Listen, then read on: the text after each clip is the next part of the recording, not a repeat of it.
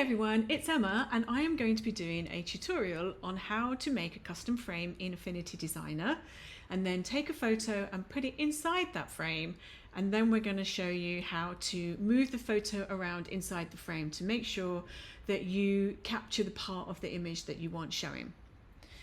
So the first thing you need to do is create a document. So up at the top, File, and then New, and that will open a box, a little dialog box here, and this is where you need to make some decisions.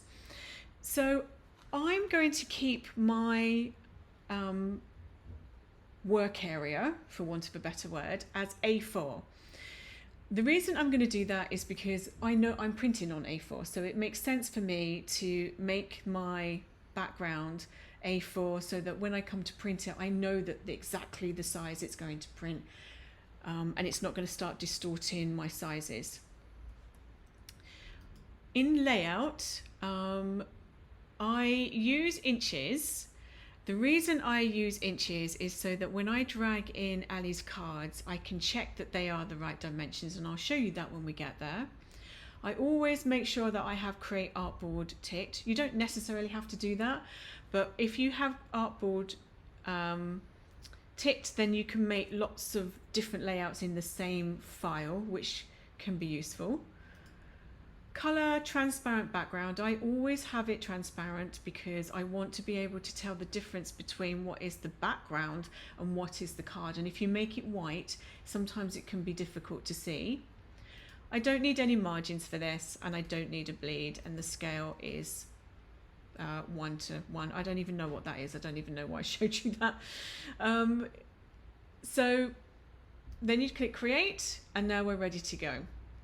So the first thing you want to do is drag in your card. So I am going to drag in the Whoa card and pop that in there and move it down. And if we travel down to the right hand lower corner, here you can see the width is 3.75 and the height is 8.25. So I know that this card is the correct proportions. So I know that when I make my frame and I put my pictures inside it and then I just print out those pictures, then they're going to be exactly the right size when I cut them out. So the next thing I'm going to do is start working to make the frame. So I'm going to click off the card because I don't need that, and I'm going to go over to the left hand side and click on the rectangle tool and make a rectangle which sits inside this box like this. And then to make sure that it's a sort of fairly proportional inside, I'm going to zoom in and then just check the distance. And this one seems like it could go over a little bit, so I'm just going to move it a little bit. Now, if you're trying to do this and you're finding that it's making you like it's snapping, so it's not allowing you to move it as easily as that, it could be that up here that you can see this little magnet, and if I hover over it, it will say snapping. If your snapping is on, then when you create boxes, it will try and align them with other things that you may have on your page, and you might not want it to do that. So if you're experiencing this, then make sure your snapping is off. So if it's black, it's on, and if it's a grey colour, it's off. So now I'm going to go over to the left hand side again up the top and click on the Move tool because I want to move this box out of the way. And then I'm going to do the same thing, but I'm going to cover the circle. The reason I'm going to cover it is because I want to have a bit of a border around this circle. So I need to make the circle bigger. So the circle tool is over here again on the left hand side, and they call it an ellipse. So I'm going to click on that, bring it over, and then I'm going to hold down my Shift key, and then I'm going to click and drag.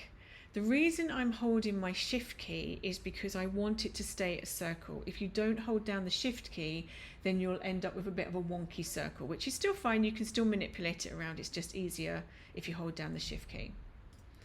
Then I'm going to go back to my Move tool and I'm going to put my circle over the top. Now, I can't tell from this how much bigger my circle is from the number underneath.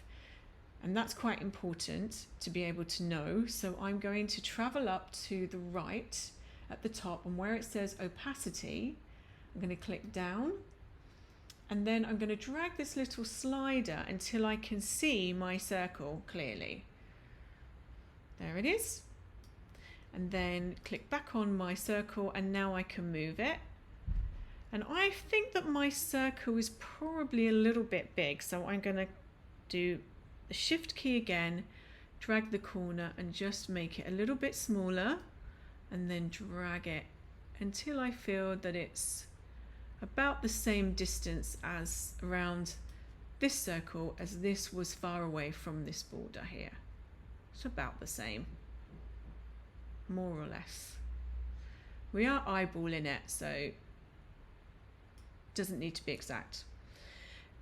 Now you don't need to, but if you find it helpful, you can click back on the circle and you can make that full opacity again. It's no need to do that, but if some people like to do it and then they know exactly what the shape is and how they can see it. So now what we want to do is grab both this square, or sorry, rectangle, and this circle. So the way to do that is to click one of them, hold down the shift key, and then click the rectangle, and now you have both of them selected. An alternative way is to drag and hold, and you can see you've selected them all. Sometimes it's preferable to do it the way I showed you the first way, because if you've got anything else around this area, it could grab that as well, which you don't want to do. You just want to grab the circle and the rectangle, or the two shapes that you've made. Now you have them selected. Right up at the top you'll see these little shapes, and you want to click on the one that has the minus, because it's going to take away the circle from the rectangle. So we're just going to click on that, and there you can see that it's made this frame. It's made it absolutely perfectly for you. So now you have it's not specifically a frame, but it is a shape, and then once you've got a shape, you can clip or mask your photo inside it. So I'm just going to zoom back out again, just so that I can see my frame, because when I bring my picture in, it's going to be pretty big. So it just helps if you've zoomed out a bit. So let's grab the photo. I'm going to use this one. So you can see it brings it in pretty big. Now, when you're bringing your photo in and you want to make it smaller, it helps if you make your photo sort of the size of the frame that or the mask that you have just created. So in Affinity Designer, you want to grab hold of these diagonal ones.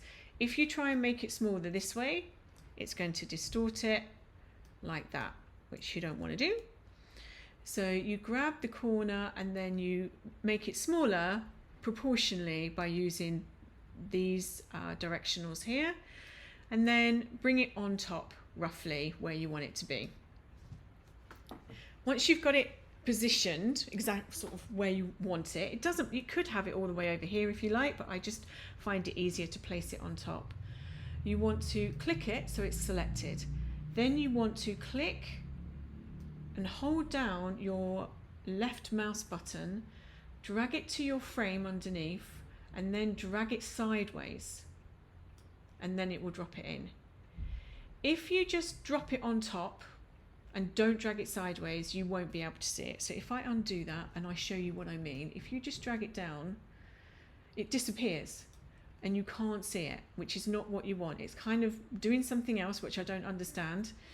It's not important right now, and it's just not there. It's just kind of done something different. So I'm going to do Command Z, I don't know what that is on a Windows, and do it again. So we're going to hold it, drag it over to the right, and then it pops it in that frame. So now it's in that frame. You can make it bigger again by dragging any of these, and the same rules apply about moving this one and this one. It will just distort it like this, so don't do that. And if we click off it, you can see, if I zoom in, that it's really nicely positioned inside your frame. Now I've not done a great job with my circle here, so you can make your frame a little bit better than I've done.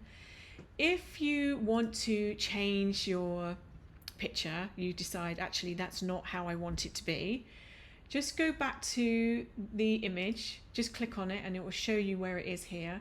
Click on this little down arrow, click on your image, and then you'll get this box appear back up, and then you can move things around again. So we can position this a little bit better so we can see more of the image, and then you can drag it around as well, so like that. Okay, so let's zoom back out again. Now you can repeat this process for all of these other boxes, or if you had other boxes that you wanted to fill. If you are going to then just print these out and stick them on separately, like I did in my wall story, then all you would need to do is grab the card and just drag it off to the side, and then you can put these anywhere you want on your A4 piece of paper or whatever size you're printing on, and then just print them out, and then cut them out however you like. I did mine on a silhouette. If of course you're going to print this all out digitally, then you can just make sure that you have put all your pictures back on and then print it out.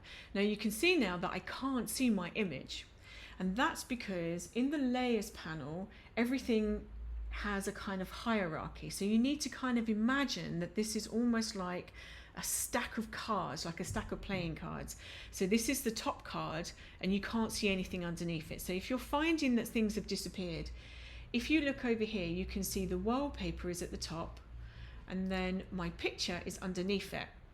So if I want to be able to see it, I've got to make sure that it is above my card. So now I put it on top of this card, you can see it. So I hope that was useful and I didn't go too fast. If there are other things that you would like to learn how to do with Ali Edwards cards, drop a comment below, and if I know how to do it, I will make a tutorial for you. Thanks ever so much for watching.